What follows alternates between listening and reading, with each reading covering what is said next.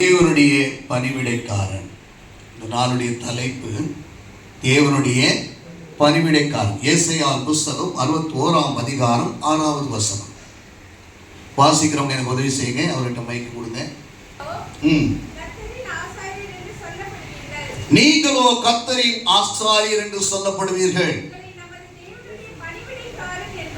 உங்களை நமது தேவனுடைய பணிவிடைக்காரன் என்பார்கள். நீங்கள் ஜாதிகள் செல்வத்தை அனுபவித்து அவர்கள் மகிமையை கொண்டு மேன்மை பாராட்டுவீர்கள். ஸ்தோத்திரம். இங்கே ஊதியக்காரங்களே, கர்த்தருடைய ஆசாரியர் என்று சொல்லப்படுவீர்கள். உங்களை நமது தேவனுடைய பணிவிடைக்காரன் என்பார்கள். நீங்கள் ஜாதிகளின் செல்வத்தை அனுபவித்து அவர்கள் மகிமையை கொண்டு மேன்மை பாராட்டுவீர்கள். 3 விதமான ஆசீர்வாதங்களை ஊழியர்களுக்கு அவர் வைத்திருக்கிறார். ஆனால் இந்த பணிவிடைக்காரனுடைய சில தகுதிகள் இருக்கிறது. அவை அந்த தகுதிகள் நமக்கு இருக்குமே ஆனால் நிச்சயமாகவே கர்த்தர் அதை நமக்கு செய்வார்.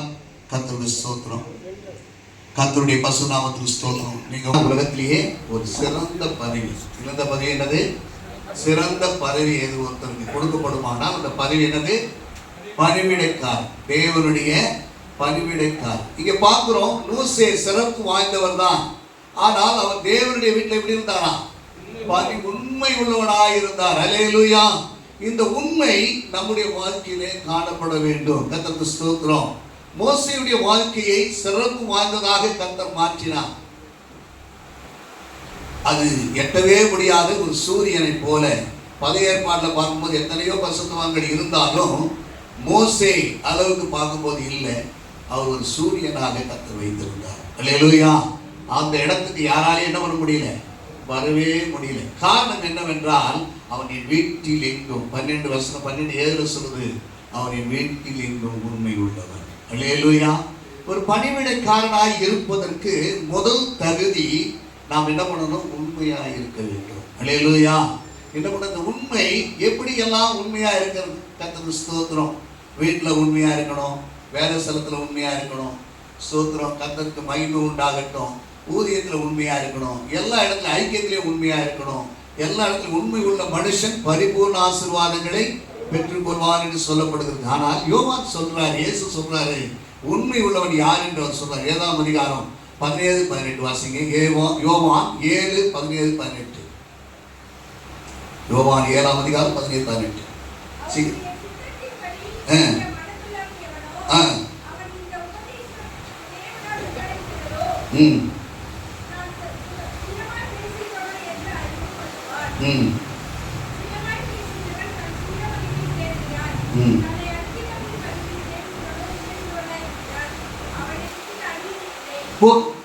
ஒரு பணிவிடைக்காரன் உண்மை உள்ளவனா இருக்கணும்னு சொன்னா, என்னுடைய கதை பேசுவதற்காக கதைக்கப்படலை. எனக்கு தேவ செய்தியாளர் இன்னைக்கு பேர்.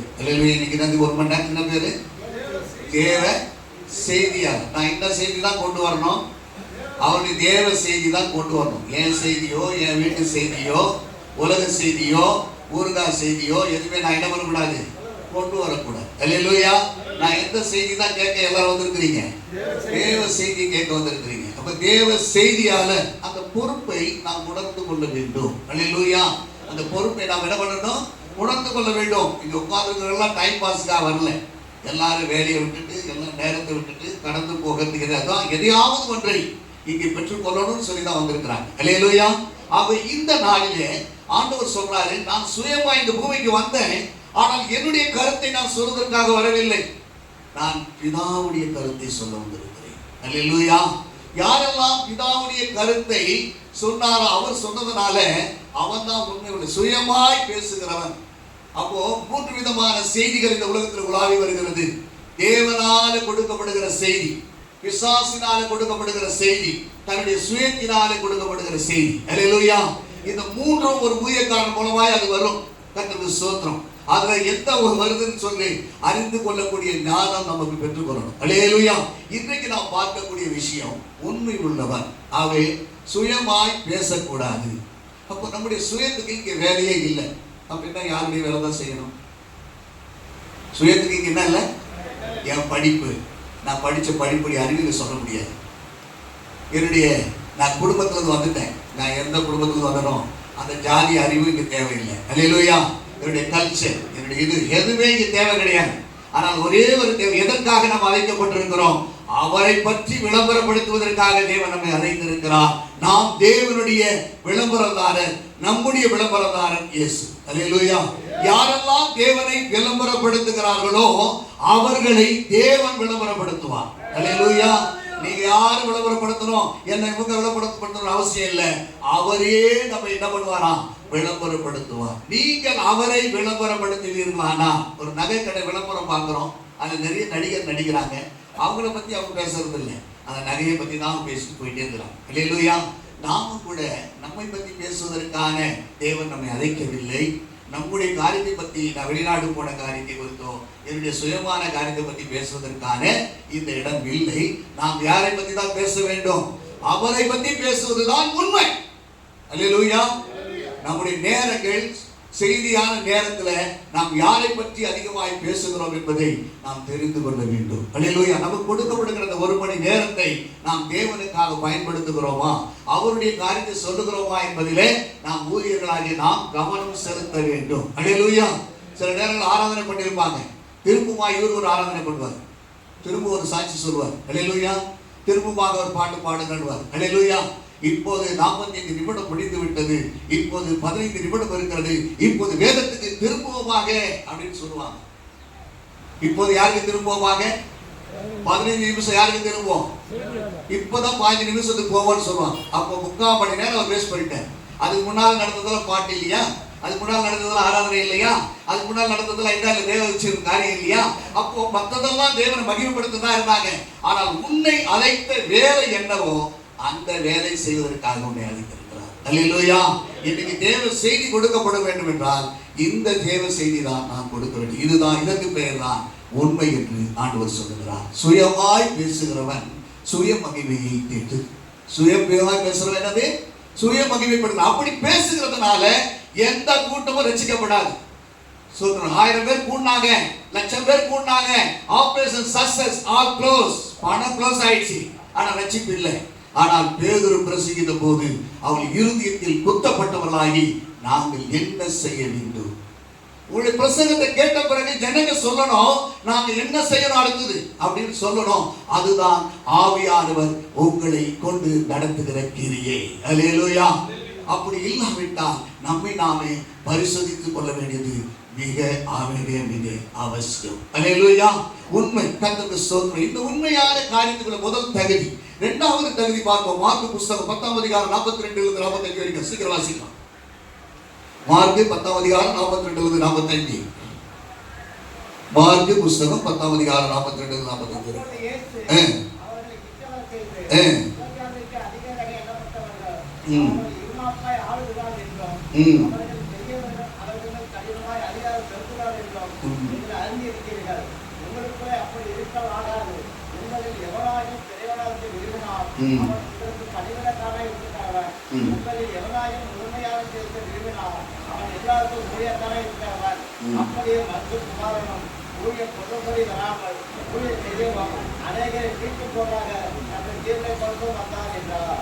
இரண்டாவது ஜீவனை கொடுக்கிறவங்களாக இருக்கணும். இரண்டாவது என்னது? ஜீவனை கொடுக்கிறவங்களாக இருக்கணும். கர்த்தருக்கு ஸ்தோத்திரம். நீங்க பார்க்கிறோம், முதன்மை. நிறைய பேருக்கு இன்னைக்கு ஆசை, எல்லாரும் பெரிய ஆள வரணும்னு ஆசை தான். எல்லாரும் பெரிய இடத்துல உட்காரணும்னு ஆசை தான். எல்லாருக்கும் ஆசை. ஆண்டவர்கிட்ட அன்னைக்கு இருந்தவங்களுக்கு அந்த ஆசை இருந்தது. யாரும் மேலே வரணும்னு எல்லாருக்குமே ஆசை வருது. கர்த்தருக்கு ஸ்தோத்திரம். இத்தனை வருஷம் ஆயிடுச்சு, நான் மேலே வரணும், முதன்மையா என்ன சொல்லணும், எல்லாரும் முதன்மையான இடத்துல உட்காரணும். எல்லாருக்கும் ஆசை இருக்கிறது நல்லதுதான், அது ஆசை வேணாம்னு சொல்லலை. ஆனால் அந்த ஆசை நிறைவேற வேண்டுமானால் எல்லாருக்கும் எப்படி இருக்கணுமா? பணிவிடைக்காரனாக இருக்க வேண்டும். எப்படி இருக்கணுமா? எப்படி இருக்கணும்? நாம் இப்ப எல்லாருமே எஜமான்களாக மாறிட்டோம். நம்ம ஊழியர் சேர்ந்து யாரு? பல்லக்கில் உட்கார ஆசைப்பட்டுட்டோம். பல்லக்கு தூக்குறது யாரு? அல்லேலூயா. பல்லக்கில் உட்காரணும் ஆசை, எல்லாருக்குமே ஆசை, எல்லாருக்குமே ஆசை இருக்குது. ஆண்டவர் சொல்றார், முதன்மையா இருக்க விரும்புற, நல்லதுதான். தலைவனாகணும்னு விரும்புற, நல்லதுதான். எப்படியாவது அண்ணன் எப்ப சாமா திண்ணை எப்ப காலியாக நான் வரணும்னு நினைக்கிறது உண்மைதான். அல்லேலூயா. ஆனா நீ பணிவிடைக்காரனா இருக்கிறியா? அல்லேலூயா. நீ பணிவிடை செய்யணும். கர்த்தருக்கு ஸ்தோத்திரம். உன் பணிவிடை தேவை. கர்த்தருக்கு ஸ்தோத்திரம். உன் ஜீவனையே கொடுக்கணும். ஒரு முறை வேதத்துல பார்க்கிறோம், தாவீது தன்னுடைய வாழ்க்கையில பார்க்கும்போது ஆடு மேய்த்து கொண்டிருந்த போது தன்னுடைய ஆடுகளை ஒரு முறை சிங்கம் வந்து அடித்தது. அந்த சிங்கத்தை அவன் என்ன பண்றான், உயிரை கூட பாராம சிங்கம் காலி பண்ணிட்டு இருக்கோம். ஆனால் அது கூட அவன் பயப்படல. ஆடு போனா போது நான் விட்டுட்டு போல அந்த ஆட்டுக்காக தன் ஜீவனையும் பணையம் வைத்தான். அல்லேலூயா. தன் ஜீவனை ஒரு முறை கரடிக்கிட்ட அவர் சண்டை போட்டு அதை மீட்கிறார். ஒரு ஆடு மேய்க்க நம்ம வீட்டில் ஒரு ஆடை கொடுக்கணும்னு சொன்னா, மேய்ப்பனாக இருக்கிற நம்ம கிட்ட ஒரு மேய்க்கக்கூடிய ஆடுகளை கொடுக்கணும்னு சொன்னா, அந்த ஆட்டுக்காக நீ ஜீவனை கொடுப்பாயா? அல்லேலூயா. அந்த ஆட்டுக்காக என்ன பண்ண, நல்ல மேய்ப்பன் தன் ஆடுகளுக்காக ஜீவனை கொடுக்கிறான். கூலிக்காரனா இருக்கிறவர்களா இருந்தா உங்ககிட்ட ஆண்டவர் ஆத்துமாக்களை கொடுக்க மாட்டார். அல்லேலூயா. நீ ஜீவனை கொடுக்கிறவனாக இருந்தால் மாத்திரமே உன்னை நம்பி ஆண்டவர் கொடுப்பார். பாரு, அப்படிப்பட்டதான தாவீதை தான் ஆண்டவர் செலக்ட் பண்ணி இஸ்ரவேலுக்கு, யூதாவுக்கும் இஸ்ரவேலுக்கும் அதிபதியாய் கர்த்தர் மாற்றினார். அல்லேலூயா. உண்மை உள்ளவன் என்று கருதி, ஜீவனை கொடுக்கிறவன் என்று கருதி, 23ஆம் சங்கீதத்தில் சொல்லப்படுது, நல்ல நம்மளோட கர்த்தர் என் மேய்ப்பனாய் இருக்கிறார், நான் தாட்சி. அதில் மேய்ப்பனுடைய கடமைகள் அதில் போடப்பட்டது. புல்லுள்ள இடங்களில் மேய்க்கணும், அவத தண்ணியில கொண்டு போகணும். அது 7 காரியங்கள் அங்க போடப்பட்டிருக்குது. அந்த 7ம் கர்த்தர் செய்யற மாதிரி இருக்குது. ஆனால் நானே ஒரு மேய்ப்பேன், நானே ஆடுகளுக்கு செய்யறேன்னா என் மேய்ப்பன் அதையெல்லாம் செய்யறான்னு சொல்றாரு. அது போல நாம் மேய்ப்பனாக இருந்தா ஏற்பதற்குரிய 7 கடமைகள் சங்கீத புஸ்தகம் 23ல அவர் தெளிவுபடுத்தி எழுதி வைத்திருக்கிறார். 2, 3, 4, 5 அதிகாரங்களை வசனங்களில் வாசித்தால் உங்களுக்கு புரியும். மேய்ப்பனுடைய கடமைகள் அதில் எழுதப்பட்டிருக்கிறது. அல்லேலூயா. நல்ல மேய்ப்பன் அப்ப ஜீவனை கொடுக்கிறவனாக நாம் இருக்கணும். நாம் எஜமான்களாக இருக்கிறதுக்கு விரும்புகிறோம். நம்ம எஜமானா இருக்கிறதுக்கு தேவன் நம்மளை அழைக்கல, வேலைக்காரனா இருக்கிறதா வச்சுக்க. Servant of God. Hallelujah. Hallelujah. நம்ம அங்கேயும் போட்டுக்கிறதுலையும் நல்லதுதான். ஆனால் தேவன் நம்ம எதற்கு அழைத்திருக்கிறார்? ஆகவே உங்களை பயன்படுத்த முடியாது பிரியமானதே. உங்களை நீங்களே உயர்த்தி கொண்டால் தேவன் உங்களை உயர்த்த மாட்டார். நீங்கள் தாழ்த்தும் போதுதான் கர்த்தர் உங்களை உயர்த்துவார். அல்லேலூயா. நீங்க எல்லாவற்றையும் வெளிநாட்டிலிருந்து வந்த எல்லா மிஷனரிமார்கள் எல்லாம் என்னை வந்ததுனால தான் இந்தியாவில் இவ்வளவு பெரிய எழுப்புதல் வர்றதுக்கு காரணம் என்னவென்றால் அவர்கள் தனக்குள்ளதையும் தனக்கு உண்டானதையும் எல்லாவற்றையும் கொடுத்தார்கள். அல்லேலூயா. ஒன்றையும் கூட இல்லாம சொத்து பொத்து எல்லாத்தையும் விட்டாங்க. இன்னைக்கு பார்த்து வேலூர்ல இருக்கிற சிஎம்சி சும்மா வந்துச்சா எல்லாம் கொடுத்தா தன்னுடைய உடைமைகள் எல்லாம் நான் ஜீவனை கொடுக்குறேன் சொல்றாங்க. நம்ம கிட்ட இருக்கிற 10 ரூபாயை கொடுக்க மனசு வரல, நம்ம எதை ஜீவனை கொடுக்குறோம். அல்லேலூயா. நாம் ஆண்டவருக்காக கர்த்தருக்கு ஸ்தோத்திரம். கர்த்தருக்கு பரிசுத்த நாமத்துக்கு பயப்பட்டாங்க. அப்பா, அந்த விதவை பாராட்டப்பட்டாள் என்று ஐயா சொன்னாங்க. உண்மைதான். தனக்கு உள்ளதை உயிர் அவள்தான், அதுதான் அவளுக்கு ஜீவன், அதுதான் வைத்திருந்தா அதையும் கொடுக்க மனது இருந்தது. எனக்கு நம்ம கிட்ட நிறைய இருக்குது. இந்த ஐக்கியத்தில் இருக்கிற அத்தனை பேர் இருக்கிறீங்க. என்னைக்கு இது 100 ரூபா வேணாம், இந்த ஐக்கியத்தை வச்சுங்கன்னு சொல்லக்கூடிய எத்தனை பேர் இருப்பீங்க? எனக்கு வேணாம் ஐயா, இந்த ஐக்கியம் வளர்த்தோம், நான் முதல்ல போற சொல்ல முடியுமா? இந்த 100 ரூபாயை உங்களால் தியாகம் பண்ண முடியுமா? ஹலோ, இவர் வந்தாரு நம்ம கீழே வச்சுட்டாரு வைத்து அப்படின்னு நினைக்கிறீங்களா? அப்படி இல்லை. ஐக்கியம் வளரணும். நம்ம கொடுத்தாலும் ஐக்கியம் வளரணும். வாங்குகிறதை காட்டிலும் கொடுக்கிறது வாங்க. தாவீது தனக்கு உண்டான செல்வத்தை சேர்த்து வச்சது எல்லாத்தையும் யாருக்காக? அவன் வீட்டுக்காக கொடுக்கல, ஆலயத்துக்காக கொடுத்தான் என்று சொல்லப்பட்டிருக்கிறது. அல்லேலூயா. யாருக்காக கொடுத்தானா? ஆலயத்துக்காக கொடுக்கப்பட்டான். அல்லேலூயா. கர்த்தருக்கு ஸ்தோத்திரம். பிரயாசப்பட்டது தாவீது, கட்டது சாலமோனாக இருந்தாலும் பிரயாசப்பட்டது தாவீது தான். அல்லேலூயா. இன்னைக்கு நம்முடைய வாழ்க்கையில ஜீவனை கொடுக்கிற அனுபவம் இருந்தால்தான் நம்மை நம்பி ஆத்துமாவை கர்த்தர் கொடுப்பார். அல்லேலூயா. நம்ம என்ன பண்ணுவார்? கர்த்தர் ஆத்துமாக்களை என்ன பண்ணுவாரு? கொடுப்பார். நீ ஜீவனை கொடுக்கிறவனா இருந்தால் பிள்ளைங்க, இன்னைக்கு நிறைய பேர் பிள்ளைங்க பார்த்தீங்கன்னா செல்போனை பேசிட்டு குழந்தை தலையில இருக்குது, குழந்தைல கை வைக்கதான்னு தெரியல, அது எப்படி தாயாக இல்லை. அல்லேலூயா. நிறைய பேருடைய சமையல் பண்ணிட்டு இருப்பாங்க. ஆனா அந்த பிள்ளைய பார்க்கும்போது அவங்களுடைய கவனம் எங்க இருக்கும் தெரியுங்களா? சத்தம் அந்த பிள்ளைகள் மேலேயே இருக்கும். அல்லேலூயா. சமையல் தான் பண்ணிட்டு இருப்பாங்க, அவங்களுடைய நினைவெல்லாம் எங்க இருக்கும்? பிள்ளைகள் மேல இருக்கும். நம்ம மேய்ப்பனாக இருந்தால் நம்முடைய ஆடுகள் மேல, அந்த ஆடுகள் மேலே நம்ம கவனமாக இருக்க வேண்டும். அல்லேலூயா. அப்போதான் நீங்க நல்ல மேய்ப்பனாக, இயேசு கிறிஸ்துடைய ஊழியக்காரராக நீங்க பணிவிடைக்காரனா மாறணும். 2வது பணிவிடைக்காரனுக்கு தகுதியை பார்த்தோம். கூலியால் என்ன திருட, அதுக்கு முன்னால கொள்ளையடிக்கிறவன் திருடனா இருக்கிறான் சொல்றாரு. இயேசு மேய்ப்பன், கூலியால் விட்டுட்டு ஓடிடுறான். கர்த்தருக்கு ஸ்தோத்திரம். ஆனால் என்ன வசனம் சொல்லுதுன்னா, யோவான் புத்தகம் 10ஆம் அதிகாரம் 17. நேரம் இல்லை, அதை நீங்க வீட்டு வாசிக்க எல்லாருக்கும் தெரியக்கூடிய விஷயம் தான். 3வது ஆயத்தமாயிருக்கிறவர். 3வது என்னதுங்க? ஆயத்தமாயிருக்க. லூக்காவின் புத்தகம் 12ஆம் அதிகாரம் 35 36 வாசிங்க. 35 36. லூக்காவின் புத்தகம் 12ஆம் அதிகாரம் 35 36. எப்போதும் என்ன பண்ணணும்? நம்ம தயார் நிலையில் இருக்கணும். எப்படி ஆம்புலன்ஸ் மாதிரி நீ தயாரா இருக்கணும். எப்பவுமே ஆம்புலன்ஸ் வந்து அப்பதான் காத்தடிப்பேன், அப்பதான் நான் வந்து பெட்ரோல் போட போறேன், அப்பதான் வந்து டீசல் போட போறேன், அப்பதான் மருந்து ஏற்றி வைக்க போறேன்னு சொல்ல மாட்டான். எப்பவுமே அது ஆயத்தமாக இருக்கும். அல்லேலூயா. அதே மாதிரி வந்து ஃபயர் இன்ஜின் கூட எப்போ இருக்கும்? தண்ணி நிரப்பி வச்சிருப்பாங்க, காத்து செக் பண்ணி வச்சிருப்பாங்க, போறவங்க ரெடியா இருப்பாங்க. எப்போ போன் வரும்னே தெரியாது, எப்போ போன் வருமே தெரியாது. அதுக்கு போகணும்னு எப்படி ஃபயர் இன்ஜின் எப்படி ஆயத்தமாக இருக்கிறதோ அது போல ஊழியக்காரன் ஆயத்தமாக இருக்க வேண்டும். அல்லேலூயா. ஒரு பணிவிடைக்காரன் எப்படி இருக்கணும்?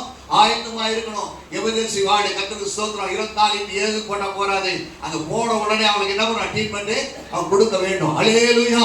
அதே போல நம்முடைய வாழ்க்கையில கூட ஊழியக்காராக இருக்கிற நாம எப்போதும் ஆயத்தமா இருக்க வேண்டும்.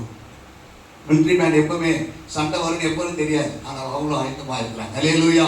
தயார் நிலைப்படுத்திக் கொள்ளுங்கள். உங்கள் வாழ்க்கையில அப்படி தயார் நிலையில் இருக்கணும்னு சொன்னா உங்களுடைய கண்கள் திறந்த வண்ணமாக இருக்க வேண்டும். ஒரு கண்கள் ஒரு தெளிவு வேணும். அல்லேலூயா. ஊழியத்தை குறித்து என்னது? பணிவிடை குறித்து என்ன பண்ணணும்?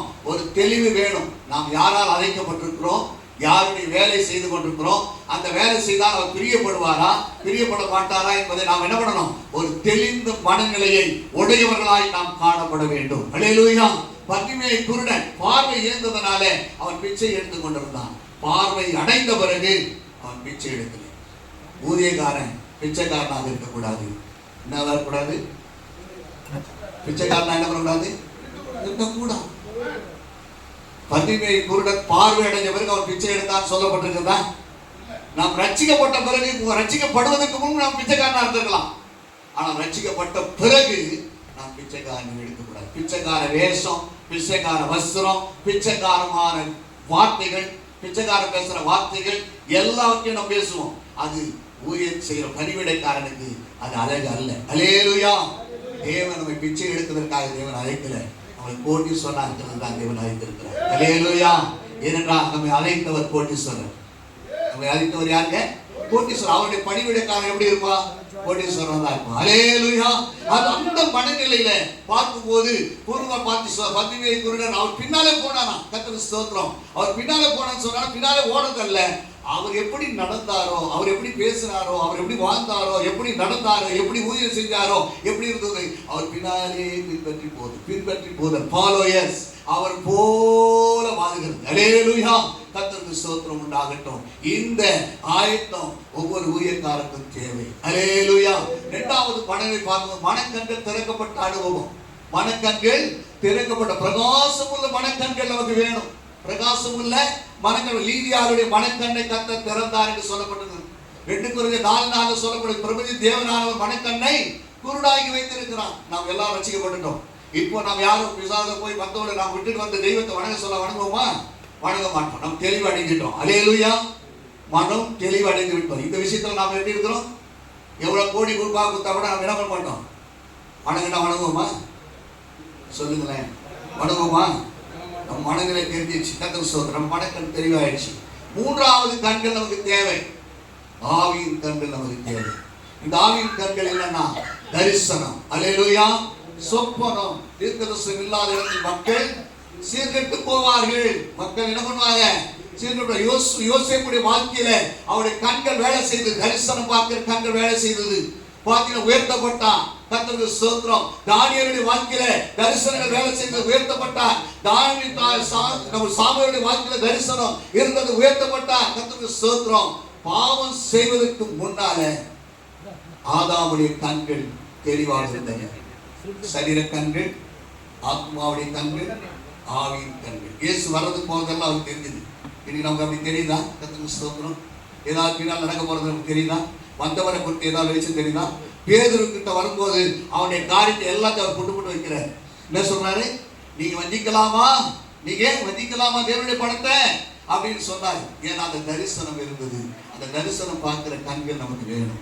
பணிவிடை கண்கள். அப்பதான் நீங்க தயார் நிலையில இருக்க முடியும். என்ன பண்ண முடியும்? தயார் நிலையில். தீர்க்க தரிசனம் இல்லாத இடத்தில் மக்கள் சீர்கெட்டு போவார்கள். நம்மை குறித்து ஒரு தரிசனம் இருக்குது. இப்ப என்ன குறித்து ஒரு தரிசனம் இருக்குது? யோசேப்பு சொன்னாரு தரிசனம், ஆனா சகோதரர்கள் ஏற்றுக்கொள்ளல. நமக்கு ஒரு தரிசனம் கர்த்தர் கொடுத்திருக்கிறார். அந்த தரிசனம் உங்களுக்கு கையில கொடுத்திருக்க. தாமதித்தால் அது நிறைவேறும். தாவைத்தாலும் நிறைவேறும். எனக்கு வந்து ஈகா கட்டி கொடுப்பான்னு ஆண்டு சொன்னான்னு வச்சுங்களேன், நான் போய் ஒரு ஊழியக்காரனை சொன்னானா யாரும் பைக்கி போச்சு போய் பார்க்கறது. எங்க பாஸ்டர் டிவி பார்த்துக்கிறாரு, செல்போனே பார்த்துக்கிறாரு, என் பாஸ்டர் வந்து இதுவே பார்த்துக்கிறாரு, தூக்கிட்டே இருக்கிறாரு, எங்க பாஸ்டர் ஒரு ஊரா சுற்றி இருக்கிறாரு. இது மாடல்னு சொன்னா அந்த காலத்துல இருந்த சாட்சிலாம் என்ன சொல்ல தெரியுமா? எப்ப பார்த்தாலும் எங்க பாஸ்டர் ஜெபத்திலே இருப்பார். எங்க பாஸ்டர் எப்ப பார்த்தாலும் ஜெபத்திலே இருப்பார். எப்ப போனாலும் என்ன பண்ணுவாரு? எங்களுக்காக ஜெபிப்பாரு, எங்களை வந்து விசாரிப்பாரு, எங்களுக்கு கொடுப்பாரு, எங்களுக்காக எல்லாத்தையும் என்ன பண்ணுவாரு? செய்வாரு. எங்களுக்கு பரிந்து பேசுவாரு, எங்களுக்காக மணிக்கணக்கா என்ன பண்ணுவாருன்னு சொல்லி தனக்கு இல்லைனாலும் எங்களுக்கு கொடுப்பாரு. அல்லேலூயா. தனக்கு இல்லைனாலும் சாப்பிட இல்லைனாலும் என் விசுவாசி பட்டினியா வந்துக்கிறேன்னு சொன்னா உடனே தூக்கி என்ன பண்ணுவாங்களாம்? கொடுப்பாங்க. ஆனா இன்னைக்கு அப்படி இருக்குதா? ஆனால் இயேசு தன்னுடைய மாதிரியை தாழ்மையை காட்டுகிறார். அந்த மாதிரி நம்ம கிட்ட இருக்கணும். நம்ம வந்த உடனே ஆசை, கொஞ்சம் வசதி வந்த உடனே, கொஞ்சம் ஊழியம் வந்த உடனே நமக்குள்ள உடனே மெடல் ஏறிடுது. தலைக்கு போட்டுடுறோம், தொப்பி போட்டுடுறோம், காலரை தூக்கிடுறோம். நம்ம எங்கிருந்து வந்தோங்கிறதே என்ன பண்ணுறோம்? மறந்துடுறோம். அல்லேலூயா. கால் மேல கால் போடுறோம், கத்துக்கு சோத்துறோம். எல்லாத்துக்கும் தண்ணி எடுத்து கொடுக்குறது ஒரு ஆளு, அதை எடுத்து கொடுக்குறது ஆளு. வந்தாலே குறைவே இல்லை. அல்லேலூயா. என்ன இல்லை? வந்தாவுக்கு என்ன இல்லை? குறைவே இல்லை. நீ பந்தா பண்ணது, இயேசுவே பந்தா பண்ணல, நீ எப்படி அவருடைய சீடனா இருக்க முடியும்? அவர் பந்தா எங்கவே பண்ணல, அப்ப அவருடைய சீடனும் பந்தா பண்ணக்கூடாது. அல்லேலூயா. உன்னுடைய வாழ்க்கையில எளிமையான வாழ்க்கையை நீ வாழு. எவ்வளவு வாழணும்? எப்படி வாழணுங்க? இன்னைக்கு அப்துல் கலாம் போற்றப்படுகிறார். ஜனாதிபதியிலே போற்றப்படுகிற ஒரே ஒரு ஜனாதிபதி யாருன்னா அப்துல் கலாம் தான். அல்லேலூயா. ஒண்ணுமே அவர் கொண்டு வந்ததில்லை. அல்லேலூயா. அதே மாதிரி அன்னை தெரசாவை பாராட்டப்படுகிறாங்க, அவங்க கிட்ட இருந்தது ஒன்றுமே இல்லை. அல்லேலூயா. கத்து சொல்ற நம்முடைய காமராஜரை பாராட்டுறாங்க, முதலமைச்சரா இருந்தாலும் யாரை பாராட்டுறாங்க? அவரை பாராட்டுறாங்க, கக்கனை பாராட்டுறாங்க. ஆனால் மற்றவர்களை பாராட்ட முடியல. எத்தனையோ முதலமைச்சர் வந்தாலும், எத்தனையோ பிரைம் மினிஸ்டர் வந்தாலும், ஆனால் இவரை கொடுத்து பாராட்ட முடியல. நம்முடைய வாழ்க்கை எப்படி இருக்கிறது? நமக்கு பின்னால இவர் இப்படி வாழ்ந்தாரு. இன்னைக்கு சுந்தரபாச சொல்றாங்க, சில அதிசயமா சொன்னவர் பரிசுத்தமான்னு சொல்றோம். ஆனால் நம்மை குறித்து அப்படிப்பட்ட ஒரு சாட்சி இருக்கிறதா? நம்மை நாம் ஆராய்ந்து பார்ப்போம். ஒருத்தரை பத்தி நம்ம குறை சொல்லும் போது அவர் என்ன பண்ணுவார்? என்னை பத்தி சொல்லுவார். இதை நம்ம பார்க்க வேண்டாம். வேதத்தை பார்த்து, இயேசுவை பார்த்து நாம் சரி செய்து கொண்டு ஓட வேண்டிய காலகட்டத்தில் இருக்கிறோம். அல்லேலூயா. இப்ப யாராவது புத்தி சொன்னா நம்ம என்ன பண்ண மாட்டோம்? கேட்க மனங்களே இல்லை. கேட்கறதுக்கு என்ன இல்லை? நீ என்ன சொல்றது, உன் கதை எனக்கு தெரியும் அப்படின்னு சொல்லி என்ன பண்ணுவோம்? பயங்கரமா பேசுவோம். ஆனால் இயேசு நமக்கு முன்மாதிரியாக இருக்கிறார். ஆகவே அவருடைய மாதிரியை அவரிடத்திலிருந்து நாம் கற்றுக்கொள்வோம். அடுத்தபடியாக பார்க்கிறோம். கர்த்தருக்கு ஸ்தோத்திரம். 5வது வசனம், அழைக்கப்பட்ட நோக்கத்தை அறிந்தவன். வாசிங்க. 1 ராஜாக்களின் புஸ்தகம் 5:26. அவருடைய மரித்த பிறகு கூட அவருடைய சரீரம் வேலை செய்தது. அவருடைய சரீரத்தில் வல்லமை புறப்பட்டது. மரித்த சரீரத்தை வைத்த போது அவருடைய சரீரத்தில் வல்லமை புறப்பட்டது என்றால் இது காலமா? இந்த உலகத்தை அவன் நேசிக்கவே இல்லை. அவன் ராஜா கிட்ட சொன்னா நிறைய கிடைக்கும். ஒரு ஊரே கொடுனாலும் கொடுத்துருப்பாரு, ஒரு இவ்வளவு பணம் வேணும்னாலும் கொடுத்துருப்பாரு, எல்லாம் கொடுத்துருப்பாரு. ஏன்னா இவர் ராஜா உயிரோடு இருக்கிறதே எலிசாவாக தான். உயிரோடு இருக்கிறது யாரால? எலிசா கொடுக்கிற சந்தை இந்த மாதிரி வர்றதுக்கு அவனுடைய எல்லா உழவையும் கண்டுபிடிச்சு உழவுக்கு வர மாதிரி அன்னைக்கு இருந்தது யாருன்னா எலிசா தான் இருந்தார். அல்லேலூயா. ஆனால் அப்படிப்பட்டவர் அதை விரும்பவில்லை. கர்த்தருக்கு ஸ்தோத்திரம். சூனேமியார் சொல்றான், எங்க வீட்டுல என்ன பண்ண? கர்த்தருக்கு ஸ்தோத்திரம். பரிசுத்தமான வீடை கொடுத்துட்டு அங்க இருந்து தங்கிட்டு போனார். கர்த்தருக்கு ஸ்தோத்திரம். இது காலமா? இன்னைக்கு நம்ம ஆத்துமாவை ஆதாயப்படுத்துகிறது தான் நமக்கு அழைக்கப்பட்ட வேலை. நமக்கு வேற வேலை, ரியல் எஸ்டேட் பண்றதுக்கும் மற்ற வேலை செய்யறதுக்கும் அரசியல்ல போய் செய்யறதுக்கும் நமக்கு வேலை இல்லை. அல்லேலூயா. சொல்லுங்களேன். அரசியல் கட்சியில் அரசியல்ல போய் செய்யறதுக்காக தேவன் நம்மளை அழைக்கல. நிறைய அரசியல்வாதியா ரசிக்கப்பட்டு ஆண்டவரோட போய் செஞ்சிருக்கிறாங்க. நாம போய் அரசியல்ல போய் ஈடுபட்டு கூட. அல்லேலூயா. ராஜாக்களும் அரசியல்வாதியும் நமக்கு இங்கே தான் கத்தர் வச்சிருக்கிறார். இந்த சத்தியத்தை அறிஞ்சவங்க ஒத்துக்கிறோம். அல்லேலூயா. நாம தான் அவங்க அபிஷேகம் பண்றவங்க. அல்லேலூயா. நம்மை தேடிதான் அவங்க வரும்படியாய் தேவன் வைத்திருக்கிறார். நாம் அவரை தேடி போய் வர வைக்கிறதுக்காக தேவன் நம்மளை என்ன பண்ணல? வைக்கவில்லை. நம்ம என்ன பண்ணிருக்கிறார்? கர்த்தருக்கு ஸ்தோத்திரம். வாசி மல்கியா புஸ்தகம் 2ஆம் அதிகாரம் 7ஆம் வசனம் வாசிங்க. மல்கியா புஸ்தகம் 2ஆம் அதிகாரம் 7ஆம் வசனத்தை வாசிப்போம். 2ஆம் அதிகாரம் 7. மல்கியா 2:7. போது மற்ற சபையில் இருக்கிறவங்க எல்லாம் போவாங்க அந்த சபைக்கு. பணம் கிடைக்கிறதுக்காக போல, துணி கொடுப்பாங்கன்னு போல, அவருடைய வார்த்தை கேட்கறதுக்காக போனாங்க. இல்லையா? யாருடைய வார்த்தை கேட்க போனாங்க? சாம் சுந்தரத்துடைய வார்த்தை கேட்க மற்ற சபையில் இருக்கிறவங்க எல்லாரும் அவங்க போனாங்க. ஆனா நம்ம தேடி வர்றவங்க பாசுகிட்ட போனா பணம் கிடைக்கும்னு சொல்றது சரியான ஊழியம் அல்ல. எங்கிட்ட போனா துணி கிடைக்கும், இது கிடைக்கும் இல்லை. எங்க பாஸ்டர் கிட்ட போனா நல்ல வார்த்தை கிடைக்கும். அல்லேலூயா. எங்க பாஸ்டர் கிட்ட போனா என்ன கிடைக்கும்? ஒரு சொல்யூஷன் கிடைக்கும், ஒரு தீர்வு கிடைக்கும். அவர்கிட்ட போய் நான் செய்த அன்றைக்கு இஸ்ரவேல் ஜனங்கள் எல்லாம் ஆண்டவரிடத்திலிருந்து வார்த்தையை கேட்டு மோசே வழி நடத்தினார். கர்த்தருக்கு ஸ்தோத்திரம். அப்போ அவனுடைய மாமனார் சொன்னாரு, இப்படியே செஞ்சுட்டு ரொம்ப நேரம் ஆகணும், 10 பேருக்கு 100 பேருக்கு 50 பேருக்கு ஒரு ஆளை நியமிக்க சொன்னார். இப்ப அது ஒரு பெரிய கதை. கர்த்தருக்கு ஸ்தோத்திரம். இப்ப நம்ம பார்க்கக்கூடிய விஷயங்கள் கர்த்தருக்கு ஸ்தோத்திரம். நமக்கு நியமிக்கப்பட்ட வேலை என்னவோ அதை நான் சொல்றோம். பேதுரு சொல்றாரு, யோவான் சொல்றாங்க, பாத்தீங்கன்னா சபையில பிரச்சனை வரும்போது நாங்க பந்தி விசாரிப்பு வேலை இல்லை, நாங்க ஜெபிக்கிறதுலயும் போதிக்கிறதுலயும் ஜெபிக்கிறதுலயும் என்ன பண்ணுவான்? தரித்திருப்போம். அலையில போதிக்கிற ஊழியத்திலையும் ஜெபித்து சொல்ற ஊழியக்காரங்க, நீங்க வேதம் வாசிச்சீங்கன்னா, மற்ற விசுவாசிகள் வேதம் வாசித்தா பணம் வருமா வராதான் தெரியாது. நீங்க வீட்டுல உட்காந்து பைபிள் படிச்சீங்கன்னா அவங்களை தேடி பணம் வரும். உங்களுக்கு தேடி என்ன வரும்? பணம் வரும். அதுதான் ஊதியம். நமக்கு ஊதியம் தான். பைபிள் வாசிக்கிறதே நமக்கு ஊதியம் தாங்க. ஜெபிக்கிறதே நமக்கு ஊதியமா கொடுத்துக்கிறார் ஆண்டவர். அல்லேலூயா. மோசேயை அவருடைய தாய் மோசே வளர்க்கறதுக்கு கூலி கொடுத்தாங்க. கேட்டீங்கல்ல, நீங்க படிச்சிருக்கீங்கல்ல? மோசே வளர்க்கறதுக்கு யாருக்கு? தாய்க்கு யார் கொடுத்தது? ஆரோன் கொடுத்தாங்க. பார்வன் என்ன பண்ணாரு? அந்த பார்வன் குமாருக்கு என்ன பண்ணாங்க? அவருக்கு கூலி கொடுத்தாங்க. நாம பைபிள் வாசிக்கிறது தேவன் கூலி கொடுக்கிறார். அல்லேலூயா. ஒண்ணுக்கு எனக்கு பைபிள் வாசிக்கிறதுக்கு நமக்கு நேரமே இல்லைன்றோம். செல்போன்ல தான் நேரம் அதிகமாக இருக்குது. ஒன்றும் பண்ண முடியாது. உலகமே எல்லாரும் நீங்க மட்டும் வீட்டு வாங்கி வச்சுக்கிறீங்களா? நீங்க கர்த்தருக்கு ஸ்தோத்திரம். நாம எல்லாரும் கர்த்தருக்கு ஸ்தோத்திரம். எல்லாருமே கடைசி காலத்துல வந்துட்டு இருக்கிறோம். கர்த்தருக்கு ஸ்தோத்திரம். ஆனால் நம்முடைய நேரங்கள் வேதத்தை வாசிக்கும் போது உங்களுடைய காரியங்கள் எல்லாத்தையும் கர்த்தர் சந்திப்பார். அல்லேலூயா. ஒரு ஊழியர் தான் சொன்னார், காலையிலிருந்து ஆண்டவர் சொன்னாராம், ஜெபம் பண்ண வேத வாசின்னு சொன்னாராம். அவருடைய தேவை எவ்வளவு இருக்குதோ அந்த தேவையை கொண்டு வந்து சாயங்காலம் வந்து ஒத்துக்கிட்டோம். கர்த்தர் என்கிட்ட பேசுறாரு ஐயா, கர்த்தர் என்கிட்ட பேசுறாரு ஐயா, நீங்க என்ன பண்ணணும், எனக்கு என்ன பண்ணுங்க, ஜெபிங்கன்னு சொல்லிட்டு அவர் என்ன தொகையை ஜெபத்துல கேட்டாரோ அந்த தொகையை அங்க வந்து சேர்ந்துச்சு. இதுதான் நம்ம மேன்மையானவர்கள். அதுதான் சொல்ற பணிவிடைக்காரன். கர்த்தருக்கு ஸ்தோத்திரம். நாம இது அழைக்கப்பட்ட நோக்கம் என்ன? இந்த ஐக்கியத்துக்கு ஒரு நோக்கத்தை ஆண்டவர் கொடுத்துருக்கிறார். அந்த நோக்கத்தில் படி அவன் செயல்பட்டுருக்கிறான். கர்த்தருக்கு ஸ்தோத்திரம். நம்ம ஊழியம் செய்கிறோம், நமக்கு ஒரு நோக்கத்தை கர்த்தர் கொடுத்துருக்கிறார். அந்த நோக்கத்தின்படி நாம் ஓடுவோம். நமக்கு நியமிக்கப்படாத வேலைகளை நாம் செய்யக்கூடாது. 2 தீமோத்தேயு புத்தகம் 2ஆம் அதிகாரம் 5ஆம் வசனம். அடிப்படையில் இருந்தால்தான் நமக்கு கூலி வரும். நிறைய பேர் ஊழியம் செய்யறோம், ஆனா கூலி வரல. ஏன்னா அவர் எதிர்பார்த்து உனக்கு கொடுத்த வேலையை நீ செய்யல, அதனால அவர் கூலி கொடுக்கல.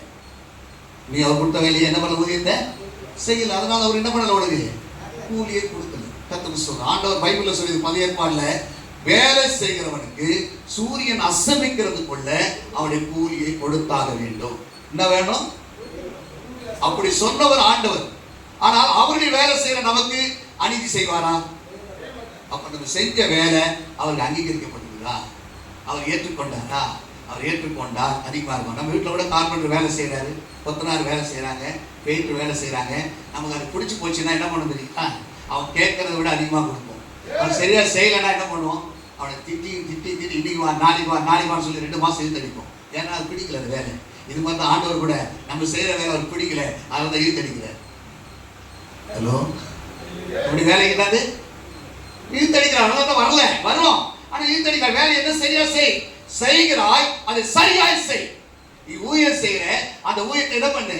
சரியாய் செய். அடுத்த விட்டு மாட்டை மேய்க்கிறதுக்கோ ஆட்டை மேய்க்கிறதுக்கோ ஒன்று அழைக்கல. உனக்கு கொடுத்திருக்கிற ஆடு மேய்க்கிறது தான் ஒன்று அழைச்சிருக்கிற. அல்லேலூயா, அல்லேலூயா.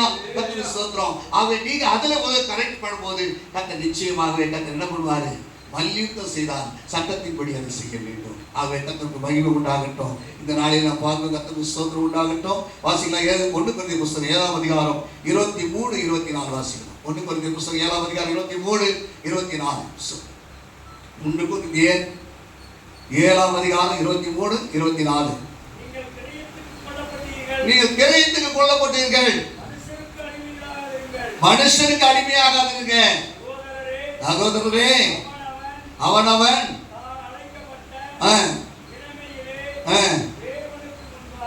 என்ன வசிக்கிறீங்க?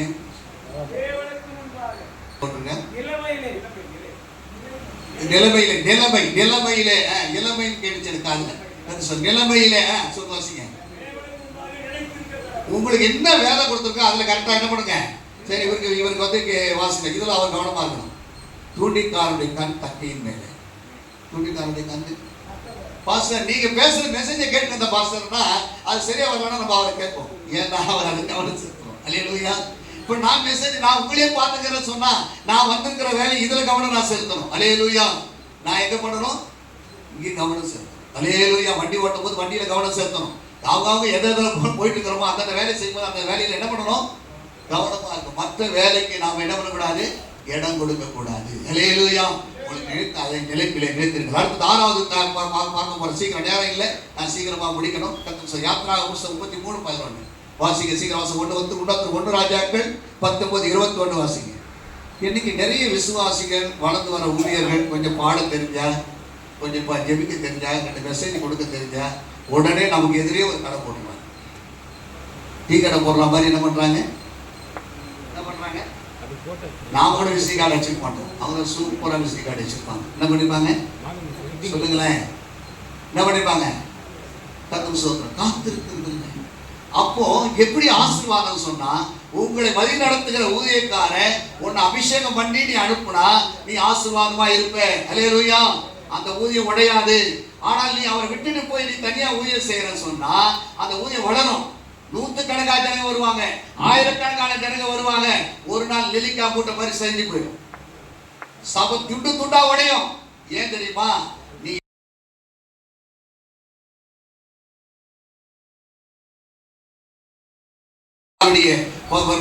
வேலைக்காரியா இருந்த யாரு ஆகா போன உடனே வெளியே போனோம்னு ஆண்டவர் சொன்னார். பார்க்கிறார், சந்திக்கிறார். என்ன சொன்னாரு? உன் நாச்சியார் ஆகிய சாராருக்கு போய் என்ன பண்ணு? அடங்கிரு. இன்னைக்கு இருக்கிற ஊழியக்காரங்க வளர்ந்து வர்றவங்க கர்த்தர் சொல்லுகிற வரையிலும் என்ன பண்ணணும்? அடங்கி இருக்கணும். என்ன பண்ணணும்? அடங்கி இருக்கணும். கர்த்தருக்கு ஸ்தோத்திரம். நம்ம ஊழியக்காரங்க எல்லாரும் நாம் அடங்கி இருக்கிற வேலையை செய்யணும். கர்த்தருக்கு ஸ்தோத்திரம். ஊழியக்காரங்க வளர்ந்துருக்க முதிர்ந்தவங்க இருக்கிறீங்க. உங்க கீழே இருக்கிற பல பிரச்சனைகள் இருக்குது. இன்னைக்கு அந்த நாட்கள் இருந்தவங்க ஊழியக்காரர் சொல்றதை கேட்டு போனாங்க. நிறைய பேர் சபை நல்ல ஆசீர்வாதமா தான் இருக்கிறாங்க. ஆனால் நம்ம கிட்ட குறைவான ஆட்கள் இருந்தாலும் நாம் நிறைவா இருக்கிறோம். நிறைய வந்தாலும் நிறைய பிரச்சனையோட தான் அவங்க இருக்கிறாங்க. ஆனால் சமாதானம் கிடையாது. அல்லேலூயா.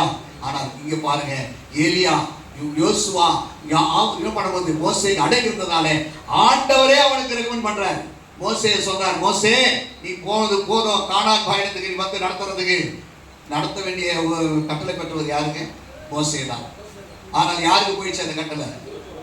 பொறுமையா இருந்ததுனால ஆண்டவர் என்ன பண்ணாரு? உனக்கு இல்லப்பா, யார் நடத்துவா? பங்கிட்டு கொடுப்பா?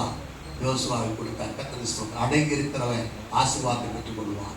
கர்த்தர் ஆண்டவர் சொன்னாரு, அவர் உங்களை உயர்த்தும்படிக்கு அவருடைய பலத்த கரத்துல அடங்கி இருக்கணும். நாளானா நாகட்டும் அவர் இருக்கட்டும். நம்மளாம் பாஸ்டர் ஆயிடுறோம். நிறைய பேர் பெந்த வருஷம் சிபிஎம்ல 20 வருஷம் ஆனதா பாஸ்டரே வர முடியும். நம்மளாம் என்ன பண்றோம்? 10,000 ரூபாய் கொடுத்தா பாஸ்டர் இன்னொன்னு வாங்கிடலாம். ஆனால் சிபிஎம்ல அது நடக்கவே நடக்காது. 20 வருஷம் ஆன பிறகுதான் என்ன பண்ண முடியும்? ஒரு பாஸ்டராகவே ஆக முடியும். அல்லேலூயா. அது வரைக்கும் அவன் பொறுத்து இருக்கணும். அது வழியே பயங்கர பிரச்சனை ஏற்படும். கர்த்தருக்கு ஸ்தோத்திரம். ஆனால் ஆண்டவர் நல்லவர். நம்ம எல்லாம் கூட நேசிக்கிறாரு. நம்ம சீக்கிரமா பாஸ்டர் ஆகி விட்டுருக்காருன்னா நம்ம எல்லாம் கையை உயர்த்தி ஸ்தோத்திரம் பண்ணணும். ஆண்டவர் அல்லேலூயா. நம்ம எல்லாம் சிபிஎம் போயிருந்தா நம்ம எல்லாம் பாஸ்டரா என்ன பண்ண முடியாது? விசுவாசியை தான் வச்சிருப்பாங்க.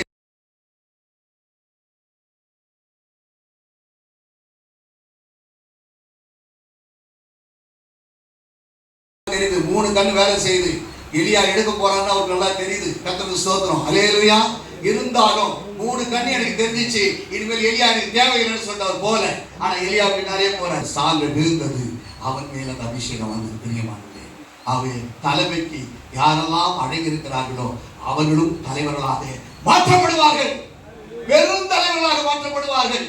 எலியாவை காட்டில எலிசாவுடைய ஊதியம் பெரிதாக இருந்தது. நிறைய அற்புதங்களை அவர் செய்திருக்கிறார் என்று வேதத்தில் சொல்லப்பட்டிருக்கிறது. கர்த்தருக்கு ஸ்தோத்திரம். ஆகவே அடங்கி இருக்கிறவர்கள், இயேசு சொன்னாரு, என்னை விசுவாசிக்கிறவன் என்னை காட்டிலும் பெரிதான கிரியைகள் செய்வான்.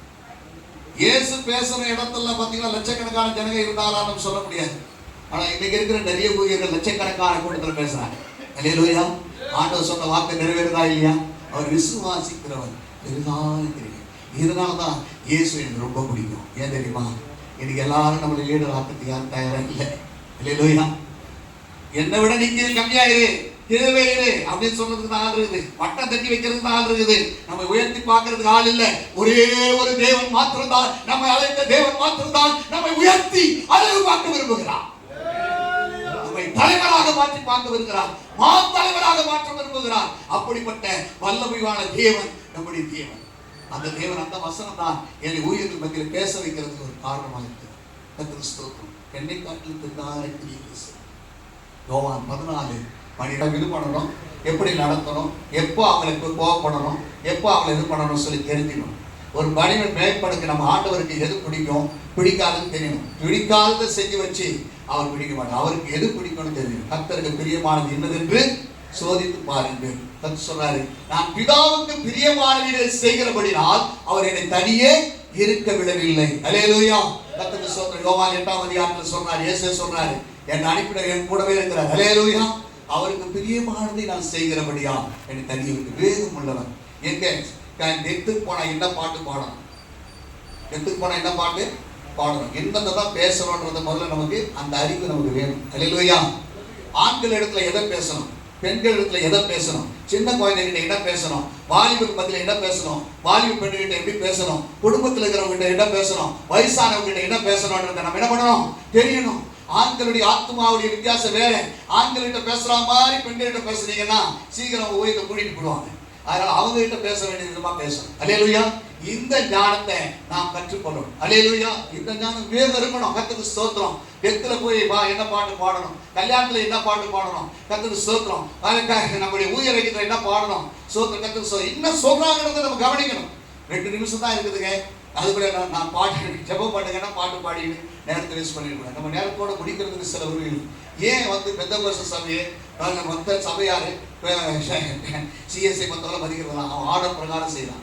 நம்ம ஆர்டர் பிரகாரம் செய்யணுமா? கர்த்தருக்கு ஸ்தோத்திரம். நம்ம முடிக்கலாம் கரெக்டான நேரத்துக்குள்ள. நம்ம என்ன பண்ணலாம், இதுக்கு இவ்வளவு நேரம், இதுக்கு இவ்வளவு நேரம் நம்ம வகுத்து என்ன பண்ணணும், அது செய்யணும். அதுக்கு பேர் தான் வேதம். அல்லேலூயா. புத்தி கூர்மை, மூன்றாக எழுதி கிரகித்துக் கொள்ளும் தன்மை. இவனுக்கு என்ன வேணும்ன்றதை நம்ம என்ன பண்ணணும், கிரகித்துக் கொள்ளணும். கர்த்தருக்கு ஸ்தோத்திரம். அது ரொம்ப லேட்டா டியூப்லைட்டா இருக்க கூடாது. என்ன பண்ணணும், கற்பூர புத்தியா இருக்கணும். என்ன புத்தியா இருக்கணும், கற்பூர புத்தி, கரி புத்தி, வாதமட்டு புத்தி. நாம் எந்த புத்தியா இருக்கணும், கற்பூர புத்தியாக. நம்ம ஒரு காலத்துல எப்படியோ இருந்தோம், வழங்கப்பட்ட புத்தியா இருந்திருக்கலாம், ஒருவேளை கரி புத்தியாக இருந்திருக்கலாம். இப்போ நம்ம பூவோடு சேர்ந்த நாரும் மனம் பெறும். நம்ம அழைத்தவர் வேகம் உள்ளவர், அவருடைய ஆவி நமக்கு கொடுத்திருக்கிறார். அந்த ஆவி என்னது, ஞானமுள்ள ஆவி, பலமுள்ள ஆவி, கிருபை உள்ள ஆவியை கொடுத்திருக்கிறார். அந்த ஆவி நம்ம பெற்றுக்கொண்டா நாம ஞானம் உள்ளவர்களாய் என்ன பண்ணணும், வேகம் உள்ளவர்களாய் மாற வேண்டும். இப்படி நீங்க செய்யும் போது உங்க ஊழியத்துல எல்லாம் நிச்சயமாக இருக்கும். கர்த்தருக்கு ஸ்தோத்திரம். புறஜாதி மத்தியில என்ன பேசணும், ஒரு இந்து கோயில் இருக்குதானா அங்க என்ன பேசணும், அதை போய் பிசாசுன்னு சொல்லிட்டு கூடாது. கர்த்தருக்கு ஸ்தோத்திரம். அல்லேலூயா. எங்கெங்க எதை பேசணும்ன்றது என்ன பண்ணணும், முஸ்லிம்களுக்கு என்ன சத்தியத்தை சொல்லணும், இந்துக்களுக்கு என்ன சத்தியத்தை சொல்லணும், ஆர்சி மக்களுக்கு என்ன சொல்லணும், எல்லாத்தையும் பொதுவா பேசக்கூடாது. யாருக்கு என்ன பேசினா அவங்க ரசிக்கப்படுவாங்கன்றதை தெரிஞ்சு ஆண்டவருக்கு ஆலோசனை கேட்டு பேசினா அவங்க ரசிக்கப்படுவாங்க. காலேஜ் பசங்க என்ன பேசணுமோ அதெல்லாம் பேசணும். அல்லேலூயா. அவங்ககிட்ட அதை பேசும்போது நிச்சயமாய் கர்த்தர் அவங்களை ரட்சிப்புக்கு நேராக வழிநடத்துவார். இப்போ மனுஷியா முதல் வசனத்துக்கு வந்துருவோம். நீங்களும் ஏசாயா 61:6, நீங்களும் கர்த்தரின் ஆசாரியர் என்று சொல்லப்படுவீர்கள், உங்களை நம்ம தேவனுடைய பணிவிடைக்காரர் என்பார்கள், ஜாதிகள் செல்வத்தை அனுபவித்து. பேதுரு யோவானும் முதல்ல அற்புதம் செய்யும் போது அவர்கிட்ட கையில பணம் இல்லை, வெள்ளியும் பொண்ணு என்கிட்ட இல்லை, என்கிட்ட இருக்கிறத உங்களுக்கு தரேன்னு சொன்னாங்க. ஒரு 4 அதிகாரத்தை பார்த்தீங்கன்னா அப்போஸ்தலருடைய பாதத்துல என்ன வந்துச்சுங்க, பணமா செல்வத்தே இருக்குது, காலுக்கே இருக்குது. நமக்கு பாக்கெட்ல ஒரு 5 ரூபா, அதோட நம்ம இப்படி நடக்கிறோம், யாரையும் மதிக்க மாட்டோம். ஆனா அவங்க பாருங்க எவ்வளவு பணம் வந்தாலும் காலுக்கு வச்சுட்டாங்க. ஒரு பணிவிடைக்காரனுடைய பணம் எவ்வளவு பணம் வந்தாலும் சரி அது தேவன் அல்ல. அல்லேலூயா. அது மேல நம்ம சாத்திக்க கூடாது. எவ்வளவு சொத்து வந்தாலும் சரி, எவ்வளவு விசுவாசி வந்தாலும் சரி, விசுவாசிகளை நம்ம கடவுளாக்க கூடாது. நம்ம படிகள் ஒரு ஆத்மா இல்லாத போது நம்மை போஷித்த தேவன், கொரோனா டைம்லயே நம்மை போஷித்த தேவன், யாருமே உதவி செய்ய முடியாத நேரம், கொரோனா நேரத்திலே ஊழியக்காரங்க யாரும் பட்டியா இருந்தோமா, நம்மளை கர்த்தர் போஷித்து நடத்தினார்.